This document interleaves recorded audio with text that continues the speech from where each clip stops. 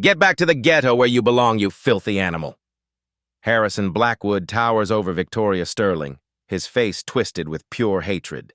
The pregnant black woman in her elegant white dress stares up at the billionaire, 7 months of life growing inside her. He raises his wine glass high above her head. Without hesitation, Blackwood hurls the entire glass of red wine directly into Victoria's face. The crimson liquid explodes across her brown skin, streaming down her cheeks like blood. The Grand Regency ballroom freezes. Crystal chandeliers cast golden light on the assault as 300 elite guests witness the attack. Victoria's hand moves protectively to her unborn child. "There," Blackwood sneers, straightening his diamond cufflinks. "Now you look like the savage monkey you really are." Victoria stands perfectly still, red wine cascading from her face onto the marble floor. Her dark eyes meet his with deadly calm. Have you ever watched someone unknowingly sign their own death sentence? Victoria Sterling wakes at dawn in her penthouse overlooking Central Park. Sunlight streams through floor-to-ceiling windows as she places her hand on her growing belly, feeling her daughter kick against her palm. The apartment whispers of quiet luxury. Italian marble countertops, original Basquiat paintings, fresh orchids arranged in crystal vases. She moves slowly through her morning routine, pregnancy making each step deliberate. Steam rises from her coffee cup as she reviews legal briefs at the breakfast table. Her walls display photographs with Supreme Court justices, civil rights leaders, and newspaper clippings celebrating her victories against corporate discrimination. Victoria Sterling isn't just any attorney. She's the wife of Anthony "Tony" Sterling, though few in her professional world know what that truly means. Tony Sterling built his empire in the shadows. The Sterling crime family controls every major port from Boston to Philadelphia. Shipping containers filled with more than legitimate cargo pass through Sterling-owned docks. Casino chips bearing his family crest circulate through underground gambling networks that generate millions weekly. Construction workers wearing Sterling hard hats pour foundations for skyscrapers, their union dues flowing into accounts that fund more than retirement plans. Waste management trucks bearing Sterling logos collect more than garbage, disposing of problems that require permanent solutions. The organization operates with surgical precision. Federal investigations have targeted the Sterling family for 2 decades, yet Tony has never spent a night in jail. Witnesses develop selective amnesia. Evidence mysteriously disappears. Prosecutors find themselves reassigned to traffic court. Victoria lives protected by this invisible shield. In courtrooms across the city, judges who owe their appointments to Sterling influence listen carefully when she speaks. Opposing counsel often settles cases rather than face the mysterious complications that plague those who challenge her too aggressively. Tonight's charity gala represents 2 worlds colliding. The Children's Future Foundation event brings together Manhattan's legitimate elite with figures whose wealth carries different origins. Victoria serves on the foundation board, her legal victories having generated substantial donations for underprivileged youth education. Harrison Blackwood inhabits only the visible layer of this world. His tech empire, Blackwood Industries, dominates government contracts worth billions. Server farms process data for federal agencies while his algorithms analyze intelligence for homeland security. His success came through ruthless corporate tactics, hostile takeovers, and crushing smaller competitors. Blackwood moves through society believing money equals ultimate power. His penthouse towers above the city like a monument to capitalism. Private jets carry him between board meetings while his yacht hosts senators and cabinet members. He donates millions to political campaigns, expecting loyalty in return. The billionaire's prejudices run deeper than business strategy. Behind closed boardroom doors, he refers to diversity initiatives as quota contamination. Internal emails reveal his systematic exclusion of minority contractors despite their competitive bids. Discrimination lawsuits against Blackwood Industries settle quietly with ironclad non-disclosure agreements. Tony Sterling cannot attend tonight's gala. Business requires his presence at a different kind of meeting. In a private dining room across town, 5 capos sit around a mahogany table discussing territorial expansion into Atlantic City. Maps spread across polished wood show casino locations and shipping routes. Numbers written in careful handwriting represent profits that will never appear on tax returns. The absence carries meaning in both worlds.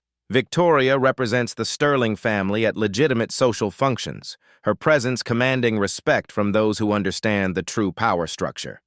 Judges nod politely. Politicians shake her hand with genuine warmth. Business leaders offer their cards, hoping for future considerations. The Grand Regency ballroom buzzes with conversations worth billions. Pharmaceutical executives discuss drug pricing with health insurance CEOs. Defense contractors share cocktails with Pentagon officials. Oil company presidents laugh with environmental regulation administrators.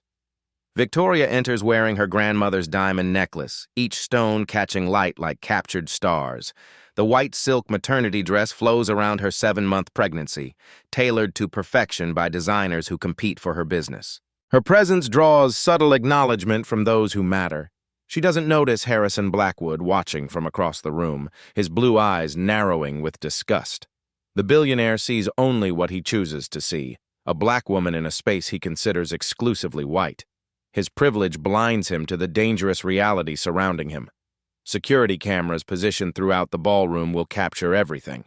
Cell phones rest in designer purses, ready to record moments that will define reputations. Social media algorithms wait to amplify content that generates outrage and engagement. The stage is set for a collision between two forms of power. One believes billions provide immunity from consequences. The other knows that true authority operates beyond the reach of federal banking regulations. Victoria approaches the champagne table, unaware that her husband's world is about to reveal itself to someone who should have stayed invisible. The champagne table gleams under crystal light as Victoria Sterling approaches. Bubbles rise in crystal flutes while servers arrange delicate canapes on silver platters. Her white maternity dress rustles softly against the marble floor as she reaches for sparkling cider, her hand resting protectively on her rounded belly. Harrison Blackwood intercepts her path like a predator cornering prey. His 6-foot frame towers over her as he positions himself between Victoria and the refreshment table. The scent of his expensive cologne mingles with the metallic smell of his contempt. "Excuse me, miss," Blackwood drawls, his voice dripping with condescension. "I believe the service staff entrance is around back. This area is reserved for actual guests." Victoria turns slowly, her dark eyes meeting his pale blue ones. Her voice remains steady despite the obvious insult. "I'm sorry, I don't understand. I'm Victoria Sterling. I serve on the foundation board."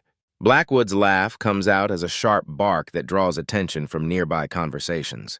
Several guests pause their discussions to watch the interaction unfold. Cell phones discreetly shift toward the confrontation as the tension becomes palpable. "Sterling?" he sneers, circling her like a shark sensing blood. "What did you do? Marry some old white man desperate enough to give you his name? Let me guess. Another affirmative action success story playing dress-up among her betters." The words hit like physical blows, but Victoria maintains her composure. Her grandmother's diamond necklace catches the light as she straightens her shoulders. Years of courtroom battles have taught her to remain calm under attack. "Mr. Blackwood, I think there's been a misunderstanding," she says quietly, her voice carrying the authority of someone accustomed to being heard. "I'm here as a board member and guest, just like yourself." "Board member?" Blackwood's voice rises, attracting more attention from the crowd. "You people are everywhere now, aren't you? Crawling into places where you don't belong, demanding respect you haven't earned." Senator Patricia Walsh notices the commotion from across the room. Her champagne glass pauses halfway to her lips as she recognizes Victoria. The senator's face pales slightly. She knows exactly who Victoria Sterling's husband is and what this confrontation could mean.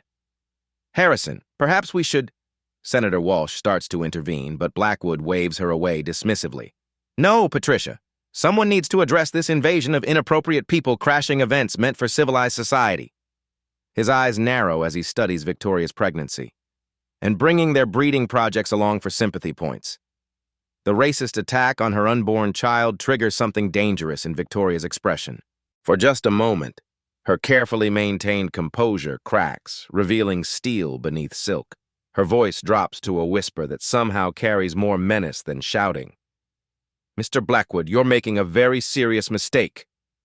"Mistake?" Blackwood laughs again, emboldened by what he perceives as weakness. The only mistake here is whatever diversity quota allows you through those doors. You want to know what your real problem is? He steps closer, a wine glass raised in his right hand. The crystal catches light like a weapon as red wine swirls within. His voice becomes a theatrical performance for the growing audience of smartphones. You people are always trying to be where you don't belong. Always demanding special treatment because of the color of your skin.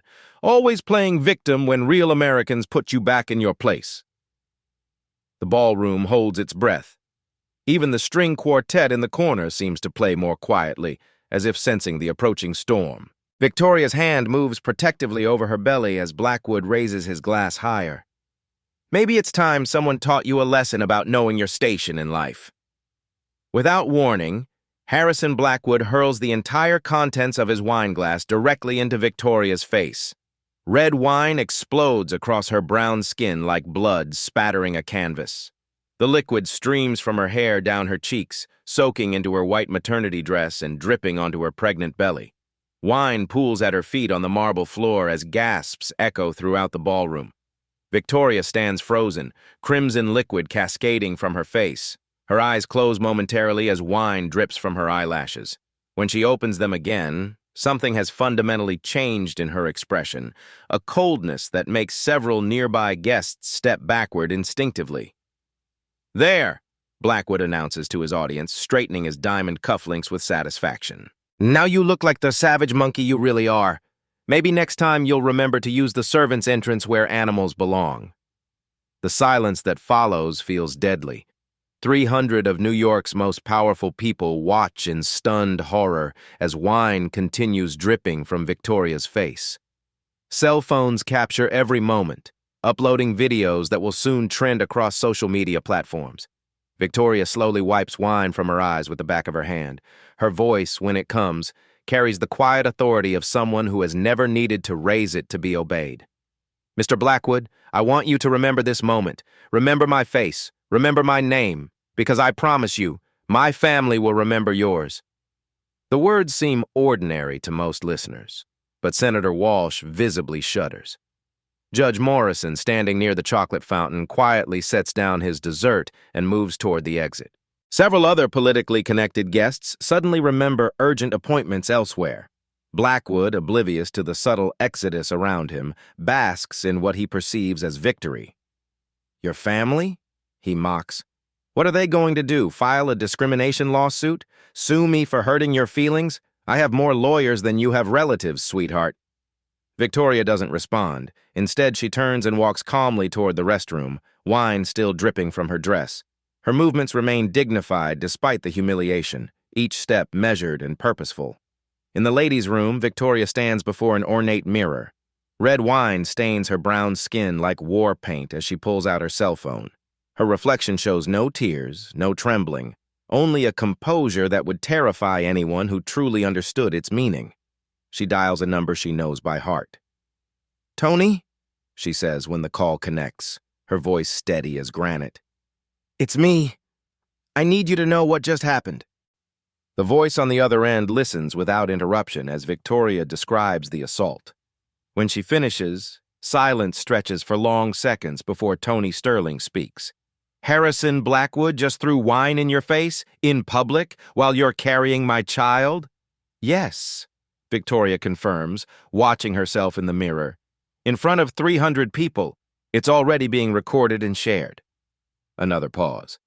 When Tony's voice returns, it carries the cold precision of a man accustomed to solving permanent problems. "I understand, Principessa. Come home now. Immediately. Let me handle Mr. Blackwood." Victoria ends the call and begins carefully cleaning wine from her face with paper towels. Each movement is methodical, almost ritualistic. She knows that across the city, her husband is already making different kinds of phone calls. In the ballroom, Harrison Blackwood holds court among admirers, recounting his handling of the situation. He poses for selfies with supporters, completely unaware that he has just declared war on one of the most dangerous men in America. His ignorance will not last much longer. The Sterling compound in Queens comes alive at midnight like a military operation activating for war. Tony Sterling sits behind his mahogany desk while 5 capos arrange themselves in leather chairs around the office. The scent of Cuban cigars mingles with cologne and the metallic taste of violence hanging in the air. Salvatore Sal Benedetto leans forward, his scarred knuckles white against the chair arms. "Boss, we got the video from 12 different angles. This piece of shit threw wine in Victoria's face while she's carrying your baby." Tony Sterling's expression remains carved from stone, but his dark eyes burn with controlled fury. At 40, he built the Sterling crime family into an empire that spans from Boston to Philadelphia. Men twice his age defer to his judgment. Federal agents wake up screaming his name from nightmares. "Tell me everything about Harrison Blackwood," Tony says quietly, his voice carrying the deadly calm that precedes hurricane-force destruction. Vincent Vinny Torino slides a thick manila folder across the desk. "We got it all, boss. Blackwood Industries worth $8 billion. He has lived alone since his divorce 3 years ago. 2 kids who won't talk to him. Penthouse on 5th Avenue, office building in Midtown." "Security?" Tony asks, flipping through surveillance photographs showing Blackwood's daily routines. "Civilian company, nothing serious. The rich boy thinks money makes him untouchable." Vinny's gold tooth catches light as he grins. "He ain't never dealt with people like us." Tony studies images of Blackwood's building, his limousine routes, his favorite restaurants. His mind calculates angles and vulnerabilities with the precision of a chess grandmaster planning mate in 20 moves.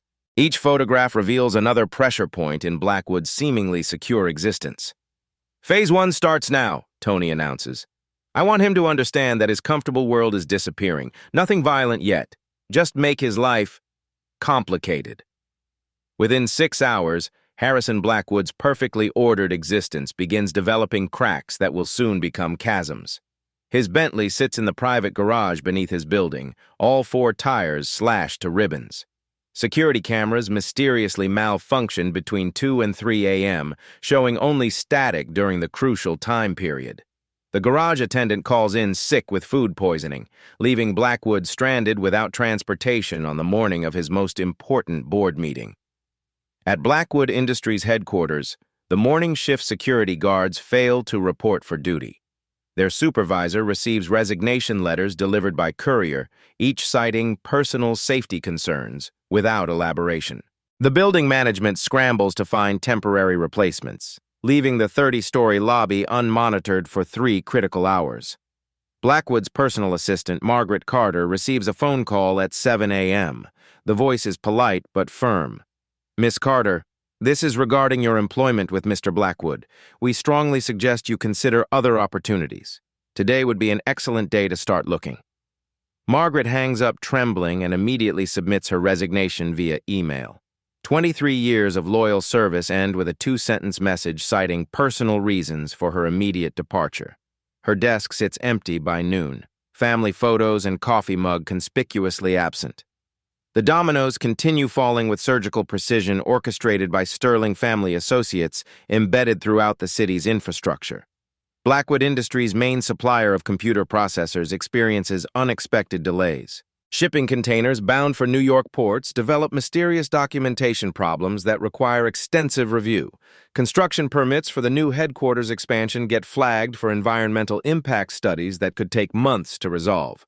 The Sterling family's influence operates like invisible fingers strangling Blackwood's business operations. Union workers at Sterling-controlled shipping companies discover urgent safety concerns that require immediate attention. Truckers transporting Blackwood merchandise encounter mechanical problems that strand vehicles on remote highways for hours. Banking relationships that took decades to cultivate suddenly require additional documentation. Credit lines face unexpected reviews. Insurance policies need reevaluation due to changing risk assessments. Each delay costs millions while Blackwood's competitors gain market advantage. By Tuesday afternoon, Blackwood's stock price dropped 8%. Financial analysts cite supply chain disruptions and operational inefficiencies without understanding the true cause. Board members demand explanations for problems that seem to multiply exponentially by the hour. Meanwhile, video of the wine assault spreads across social media like wildfire consuming dry timber. Wine assault trends nationally as millions share footage of a billionaire attacking a pregnant black woman. The optics are devastating. A powerful white man publicly humiliating someone he perceives as powerless and defenseless. Cable news networks loop the assault footage while legal experts debate potential criminal charges. Civil rights organizations issue statements demanding justice and accountability.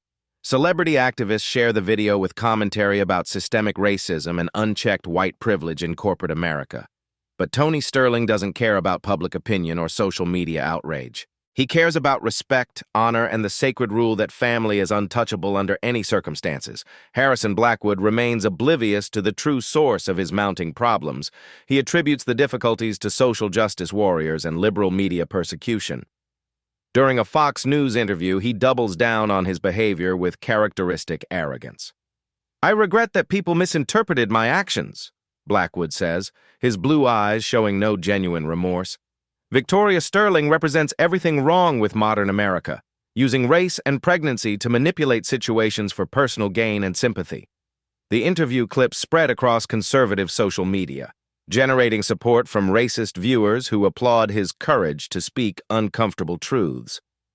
Blackwood mistakes this encouragement for vindication, completely missing the danger circling closer with each passing hour. Tony Sterling watches the interview from his office, surrounded by men who have made careers of solving problems permanently. His expression never changes, but his fingers drum against the desktop, a nervous habit his associates recognize as extremely dangerous. "Boss," Sal Benedetto says carefully, "maybe it's time to send a clearer message." "Not yet," Tony replies, his voice barely above a whisper. "Let him dig the hole deeper. I want him to understand exactly what he's losing before he loses everything." The pressure campaign intensifies across multiple fronts simultaneously. Blackwood's favorite restaurants suddenly have no availability when he calls for reservations. His country club membership faces review for conduct unbecoming a gentleman. Private banking relationships that took decades to build develop unexpected complications requiring extensive documentation reviews. His home security system malfunctions repeatedly, triggering false alarms that bring police to his building 3 times in one night. The doorman quits without notice, leaving only a brief message about accepting a better opportunity elsewhere that pays significantly more. Blackwood hires a private security firm, but the company cancels his contract within 48 hours. The owner apologizes profusely while explaining that scheduling conflicts make it impossible to provide adequate coverage for someone with his profile. Personal relationships crumble under mysterious pressure that no one discusses openly. His closest friend, pharmaceutical executive David Morrison, stops returning phone calls after receiving an unexpected visit from well-dressed men who politely suggested that loyalty has practical limits. His ex-wife Jennifer receives flowers with a note reading, "Some mistakes affect entire families. Choose wisely." She immediately calls her lawyer to discuss modifying their custody arrangement, citing security concerns for their children's safety and well-being. By Friday, Blackwood's world has contracted significantly. His business operates with skeleton staff while supply chain problems multiply daily like cancer cells spreading through healthy tissue. Social invitations disappear as former allies discover urgent reasons to maintain distance from his toxic reputation. The billionaire's arrogance prevents him from connecting these events to his assault on Victoria Sterling. He sees persecution, but not consequences, harassment, but not justice. His privilege has insulated him from accountability for so long that he cannot recognize its systematic removal. Late Friday night, Blackwood sits alone in his penthouse, nursing expensive scotch and scrolling through social media attacks. The wine assault video has been viewed 40 million times across platforms. His company's stock continues declining while competitors circle like vultures sensing weakness and opportunity. He picks up his phone to call Margaret Carter, forgetting she quit days earlier. The number disconnects after 2 rings. His personal attorney doesn't answer. His publicist sends calls directly to voicemail with increasing frequency. For the first time, true unease creeps into Harrison Blackwood's consciousness. Not fear yet, his privilege runs too deep for genuine terror, but recognition that his perfect world has developed disturbing cracks that threaten its foundation. He pours another scotch and stares out at the city lights, Unaware that in a warehouse across Queens, Tony Sterling is reviewing Phase 2 of a plan that will strip away everything Blackwood believes makes him untouchable. The Sterling family has spent a week demonstrating their reach through subtle pressure and economic warfare. Now comes education about their true capabilities and willingness to use them. Harrison Blackwood is about to learn the difference between wealth and actual power. Monday morning arrives with the scent of fear permeating Harrison Blackwood's corner office. His hands shake as he reviews quarterly reports showing catastrophic losses across every division. Supply chain disruptions have cost $40 million in the past week alone. The private investigator sits across from Blackwood's mahogany desk, a manila folder thick with surveillance photographs and financial records spread between them. Marcus Webb has spent 15 years investigating corporate espionage and white-collar crime, but his weathered face shows genuine concern. "Mr. Blackwood," Webb begins, his voice tight with nervous tension. "You need to understand exactly who you're dealing with. Victoria Sterling isn't just any civil rights attorney." Blackwood waves dismissively, his arrogance intact despite mounting evidence of systematic destruction. "I don't care if she's Thurgood Marshall reincarnated. No lawyer scares me, Webb. I have an entire legal department." Webb slides a black and white surveillance photograph across the desk. It shows a man in his early 40s stepping out of a black Lincoln Continental, flanked by two associates whose bulk suggests purposes beyond legitimate business consulting. That's Anthony Sterling. They call him Tony the Architect because he builds things that last forever, including burial sites. Webb's voice drops to barely above a whisper. He's the Don of the Sterling crime family, one of the most powerful organized crime syndicates on the East Coast. The color drains from Blackwood's face like water flowing down a sink. His expensive fountain pen clatters against the desktop as his fingers lose their grip. The photograph stares back at him. A man whose dark eyes contain the kind of coldness that comes from ordering deaths without losing sleep. The Sterling family controls everything from Boston to Philadelphia, Webb continues, his words hitting like hammer blows. Drugs, gambling, construction, waste management, dock workers, trucking unions. They've been operating for 40 years with surgical precision. Blackwood's mouth opens and closes soundlessly, his brain struggling to process information that reshapes his understanding of reality. The wine assault plays in his memory with horrifying new context, not just attacking a pregnant woman, but assaulting the wife of America's most dangerous crime boss. The FBI has a task force dedicated solely to the Sterling organization, Webb explains, flipping through additional photographs. Federal agents have spent 2 decades trying to build cases that stick. Witnesses develop selective amnesia. Evidence mysteriously disappears. Prosecutors find themselves reassigned to traffic court in Alaska. A second photograph shows Tony Sterling shaking hands with a federal judge outside a courthouse. The image captures casual familiarity that suggests relationships extending far beyond legal proceedings. In the last 15 years, 47 people who crossed the Sterling family have disappeared without trace. Businessmen, politicians, rival gangsters, they call it taking a permanent vacation. No bodies ever recovered. Blackwood's breathing becomes shallow and rapid. His penthouse office, once a symbol of untouchable power, now feels like a prison cell awaiting execution. Every sound from the street below makes him flinch. There are sacred rules in their world, Webb continues relentlessly. Rule number 1, you never ever touch a made man's family. What you did to his pregnant wife in public, in their culture, that's a death sentence carried out slowly and creatively. The intercom buzzes, making Blackwood jump like a startled rabbit. His secretary's voice crackles through the speaker. "Mr. Blackwood, there's a gentleman here to see you. He says it's about your wife." "I don't have a wife," Blackwood stammers, his voice barely recognizable. "He says you'll want to meet him anyway." The office door opens without permission. Tony Sterling enters like he owns the building, his presence filling the room with quiet menace. He wears a charcoal gray suit that costs more than most people's cars, but his real power radiates from something deeper than expensive clothing.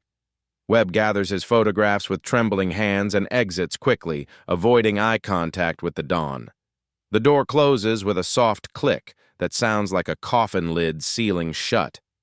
Tony Sterling moves with the fluid grace of a predator, examining Blackwood's office with casual interest. He picks up a crystal paperweight, turning it over in his hands like he's calculating its value as a weapon.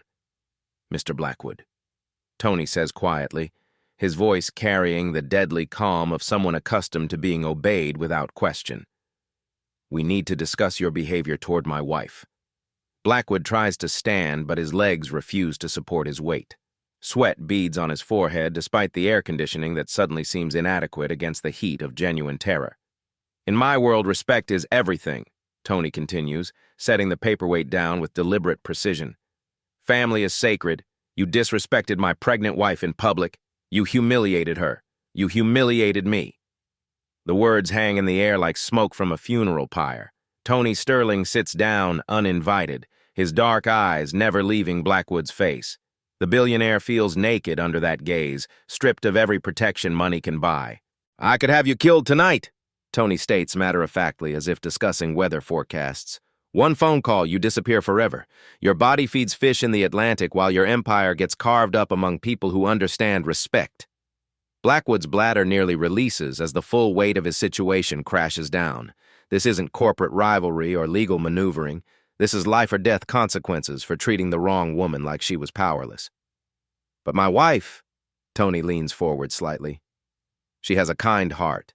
She asked me to give you one chance to make this right."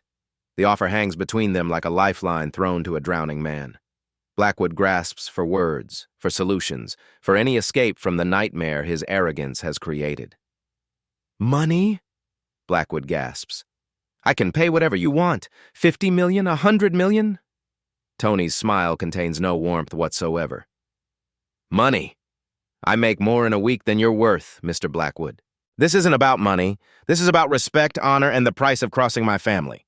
The Sterling family's retribution begins with surgical precision that transforms Harrison Blackwood from predator to prey within hours. Tony Sterling's ultimatum echoes in the billionaire's mind as concrete consequences materialize faster than falling stock prices. Tuesday morning arrives with Blackwood's face bruised purple and yellow from his accidental fall down the stairs at his penthouse. The swelling around his left eye makes him look like a beaten prize fighter, which accurately reflects his current situation. His hands shake uncontrollably as makeup artists attempt to cover the damage before his mandatory press conference. The Sterling family's instructions were crystal clear. Public humiliation matching the degradation he inflicted on Victoria Sterling, or permanent disappearance. The grand ballroom at the Regency Hotel fills with reporters whose cameras will broadcast his destruction nationwide. Blackwood approaches the podium like a condemned man walking to execution, each step measured and reluctant. "Ladies and gentlemen," he begins, his voice cracking with barely controlled terror. The prepared statement trembles in his bruised fingers as flash photography captures every moment of his downfall. "I am here to acknowledge that I am racist garbage who attacked a pregnant woman." The words taste like poison in his mouth, but Tony Sterling's associates standing in the back ensure complete compliance. "I threw wine in Victoria Sterling's face because I am a coward who preys on people I perceive as powerless. I am everything wrong with privileged white men in America." His voice breaks completely as he continues reading the script written by people who understand psychological warfare. "I beg Victoria Sterling's forgiveness and acknowledge that I deserve whatever consequences result from my actions." The final humiliation comes as cameras zoom in on his battered face.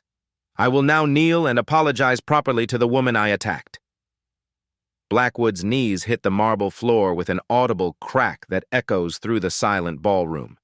The billionaire who threw wine in a pregnant woman's face now grovels before the world, tears mixing with makeup covering his bruises. The video goes viral within minutes, but viewers notice what Blackwood's scripted apology cannot hide, genuine terror lurking behind his words. Social media explodes with speculation about who forced such complete submission. While Blackwood performs his public degradation, the Sterling network systematically dismantles his business empire through coordinated economic warfare. Union workers at Sterling-controlled ports declare sudden strikes affecting only Blackwood Industries shipments. Containers worth millions sit rotting on docks while competitors' cargo flows smoothly through different terminals. Banking relationships cultivated over decades evaporate overnight as loan officers discover irregular documentation requiring immediate review. Credit lines freeze while competitors secure financing at preferential rates through the same institutions. Blackwood Industries' stock price collapses as mysterious rumors circulate about federal investigations and accounting irregularities. Share values drop 40% in 2 days while short sellers profit from precisely timed trades. His personal world crumbles with equal efficiency. Madison Blackwood files for divorce within hours of receiving a visit from well-dressed women who politely explained how dangerous marriages become when husbands make certain mistakes. "I'm taking the children to Switzerland," Madison announces via her attorney, refusing all direct communication. "Their safety is my only priority now." Country club memberships disappear as boards cite conduct unbecoming clauses. Charity organizations remove his name from buildings, returning millions in contributions to avoid association with his toxic reputation. His Fifth Avenue penthouse faces foreclosure as banks call in loans secured by properties suddenly deemed high risk. Private jets get grounded for maintenance issues requiring indefinite delays. Even basic services become complicated. Grocery stores experience delivery problems to his address. Restaurants have no availability when he calls for reservations. His personal physician's office suddenly has no appointments available. Victoria Sterling issues a brief statement through her attorney, demonstrating grace that highlights Blackwood's barbarism. "I accept Mr. Blackwood's apology and hope this experience teaches him to treat all people with basic human dignity." Her composure contrasts sharply with his groveling, winning additional public sympathy while reinforcing the narrative of dignified victim versus cowardly aggressor. Tony Sterling sends a final message through intermediaries. "This is just the beginning. You wanted to humiliate my wife. Now you understand what real humiliation feels like." By week's end, Harrison Blackwood sits alone in his rapidly emptying penthouse, watching his empire dissolve like sugar in acid. Phone calls go unanswered. Emails bounce back undelivered. Former allies avoid him like plague. The Sterling family has demonstrated their reach while maintaining plausible deniability. No laws broken, no direct threats made, just systematic removal of every protection wealth previously provided. Blackwood finally understands the difference between having money and wielding true power. His billions cannot protect him from consequences when he crosses people who operate by different rules entirely. The man who thought himself untouchable now lives in constant fear, realizing his comfortable world was always an illusion that real power could shatter instantly. 3 months after the wine assault, the Sterling family's long-term destruction plan enters its final phase with the methodical precision of a military campaign designed to erase Harrison Blackwood from existence without leaving fingerprints. Tony Sterling sits in his private office reviewing detailed reports that read like a corporate autopsy.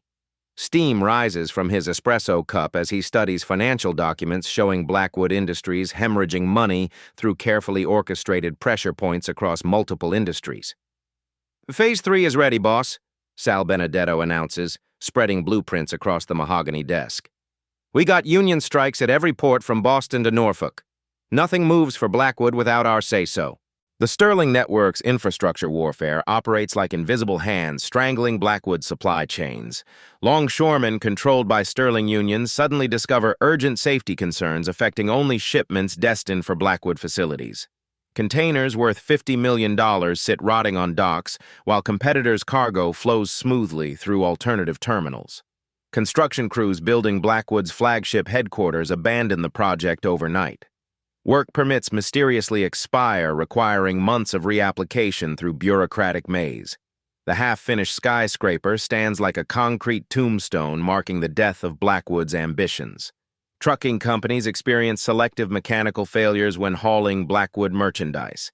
Sterling-influenced Teamster locals declare sympathy strikes that target specific routes while maintaining plausible deniability about coordinated sabotage. Meanwhile, federal agencies launch simultaneous investigations that seem coincidental but follow Sterling family intelligence gathered over decades of corrupting government officials. The IRS audit expands into criminal investigation when agents discover suspicious offshore accounts that Blackwood used for tax avoidance. Financial records mysteriously surface showing patterns of fraud dating back 15 years. FBI agents raid Blackwood Industries headquarters, seizing computers and documents related to government contracts. The investigation focuses on discriminatory hiring practices that Sterling Associates documented through years of patient surveillance. Environmental Protection Agency inspectors find violations at every Blackwood facility, imposing fines that total hundreds of millions. The same EPA officials who ignored identical issues at other companies suddenly become zealous enforcers when examining Blackwood properties. The Securities and Exchange Commission opens a fraud investigation based on anonymous tips about accounting irregularities. Stock manipulation charges loom as trading patterns reveal suspicious activities that federal prosecutors find compelling. Digital warfare complements physical sabotage as Sterling hired hackers penetrate Blackwood's computer networks with surgical precision. Corporate databases suffer mysterious corruptions that erase years of customer information and financial records. Website crashes during critical business presentations cost millions in lost contracts. Email systems fail at precisely the wrong moments, preventing Blackwood from responding to time-sensitive opportunities. Banking relationships that survived initial pressure finally collapse under coordinated assault. Major institutions simultaneously call in loans while citing risk management concerns that appear legitimate but follow Sterling family orchestration. Credit ratings plummet as mysterious debt obligations surface through shell companies that trace back to Sterling-controlled entities. Blackwood discovers he owes hundreds of millions to creditors whose true ownership remains hidden behind legal maze. Insurance companies cancel policies citing increased risk profiles that make coverage impossible to obtain elsewhere.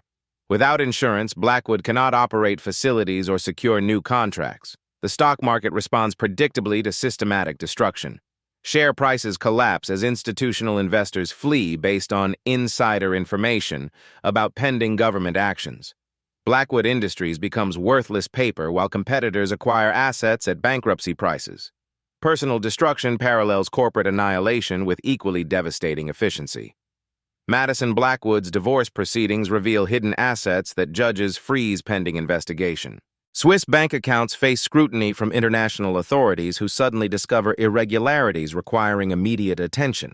His children's private schools expel them citing security concerns after receiving anonymous threats about their father's business associations. The expulsions follow them to every elite institution as private school networks share information about problematic families. Country club memberships worldwide revoke simultaneously as boards discover moral turpitude clauses in membership agreements. Charity organizations remove his name from buildings and donor walls, returning contributions to avoid association with his reputation. Real estate holdings face foreclosure as banks exercise acceleration clauses triggered by his deteriorating financial position. The Fifth Avenue penthouse, Hamptons estate, and Miami Beach mansion all receive eviction notices within the same week. Private jets get grounded for safety violations discovered during routine inspections. His yacht suffers engine failure while docked in international waters, requiring expensive repairs that insurance refuses to cover. Even basic services become impossible to obtain. Grocery stores stop delivering to his address due to route optimization. Restaurants have no availability when he calls. His personal physician drops him as a patient, citing scheduling conflicts. The ultimate humiliation comes when Tony Sterling's shell companies purchase Blackwood Industries' debt at pennies on the dollar during bankruptcy proceedings. The billionaire who attacked Sterling's wife now owes everything to the man whose family he insulted. "Mr. Blackwood," Tony Sterling announces during their final meeting in the empty Blackwood Industries boardroom, "you now work for me. Minimum wage, no benefits, and you'll be grateful for the opportunity." The choice Sterling offers carries typical mob logic: death or indentured servitude. Blackwood chooses life, accepting employment as janitor in Sterling-owned restaurants at $15 per hour. News outlets document the spectacular fall with fascination typically reserved for natural disasters. From billionaire to bankrupt, the Blackwood collapse becomes required reading in business schools studying corporate destruction. Victoria Sterling emerges as the story's moral center, her dignity throughout the ordeal contrasting sharply with Blackwood's cowardice. She grants a single interview to 60 Minutes, speaking with quiet authority about systemic racism and the importance of consequences. Harrison Blackwood thought his wealth protected him from accountability, she tells Leslie Stahl while holding baby Sophia. He learned that some actions carry prices that money cannot pay. The interview generates 20 million viewers who see Victoria as representing justice prevailing over privilege. Her law practice flourishes as high-profile clients seek representation from the woman who brought down a racist billionaire. Federal prosecutors ultimately declined criminal charges against Tony Sterling, finding no evidence linking him to Blackwood's business failures. The destruction appears to result from market forces and government investigations rather than organized crime activity. Harrison Blackwood's transformation from billionaire to minimum wage worker becomes a cautionary tale about the consequences of racism and arrogance.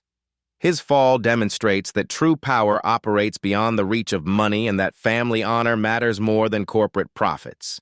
The Sterling family's systematic destruction of Blackwood takes exactly 6 months, proving that patient planning and deep connections can accomplish what the legal system often cannot. Justice arrives through different channels when traditional methods fail.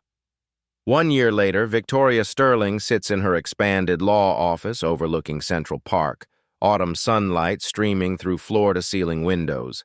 Baby Sophia sleeps peacefully in her arms, tiny fingers wrapped around her mother's thumb.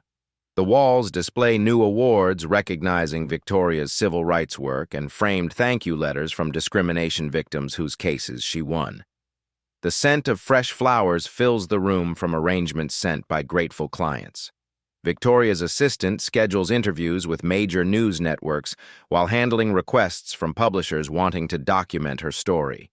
She has become a national symbol of dignity, triumphing over hatred. Tony Sterling appears in the doorway, his presence still commanding but softened when viewing his wife and daughter. He approaches quietly, kissing Victoria's forehead before gently stroking Sophia's dark hair. "Family is everything," he says quietly, his voice carrying the weight of someone who has proven that principle through decisive action. "Respect is earned through how you treat others, especially those you think cannot fight back." Harrison Blackwood learned that lesson too late. The camera cuts to Harrison Blackwood mopping floors at Benedetto's restaurant in Queens, wearing a stained uniform that bears the Sterling family logo. The former billionaire's hands, once manicured for boardroom handshakes, now show calluses from manual labor and cleaning chemicals. Restaurant customers occasionally recognize the disgraced mogul, pointing and whispering while taking selfies with the fallen titan.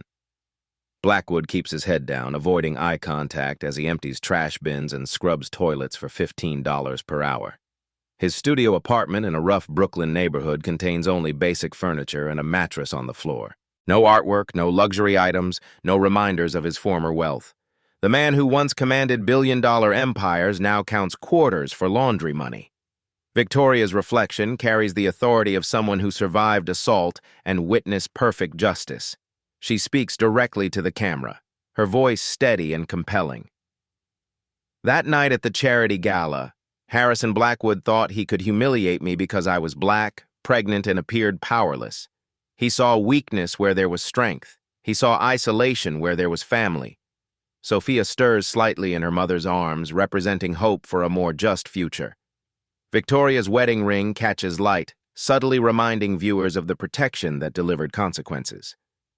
"My husband taught me that in life, you protect those you love, and you hold accountable those who hurt them." Blackwood thought his billions made him untouchable. He discovered that some people have different kinds of power. The message resonates beyond personal revenge into broader social commentary about accountability and consequences for racist behavior. Real justice isn't always found in courtrooms and legal proceedings. Sometimes it comes through community, through family, through people who refuse to let evil go unpunished. Blackwood got exactly what he deserved. Victoria's tone shifts to address universal themes that transcend her specific experience. Racism isn't just morally wrong, it's dangerous. When you attack someone because of their race, you're not just hurting them individually. You're attacking their family, their community, their ancestors' legacy, and sometimes that family fights back. She pauses, allowing the weight of her words to settle before continuing with personal growth themes. "This experience taught me that strength comes in many forms. Sometimes it's quiet dignity under attack. Sometimes it's the love of family that protects you. And sometimes it's knowing that justice will find its way even when traditional systems fail.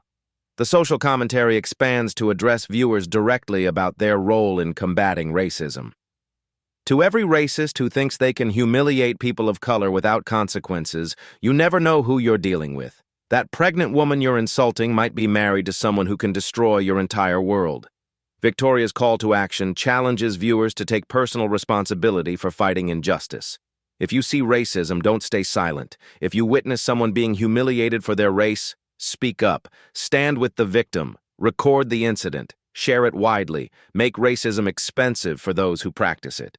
The community message emphasizes collective power over individual helplessness.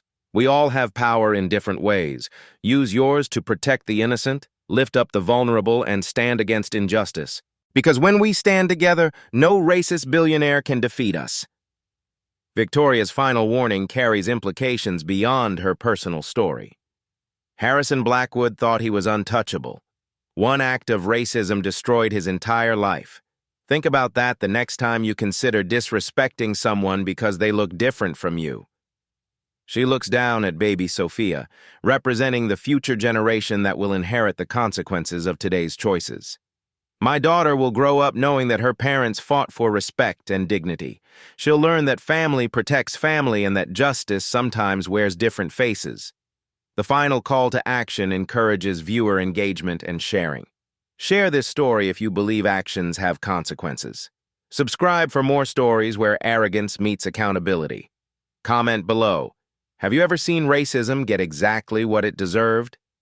The ending question prompts reflection and discussion while reinforcing the central theme. Harrison Blackwood thought billions could protect him from consequences. He learned that when you mess with the wrong family, money becomes meaningless. What would you do if someone disrespected your family like this? The final image shows Victoria standing at her window holding Sophia, while Tony's silhouette appears in the doorway, a reminder that true power protects the innocent and punishes evil. Text appears on screen. Respect everyone. You never know who their family is.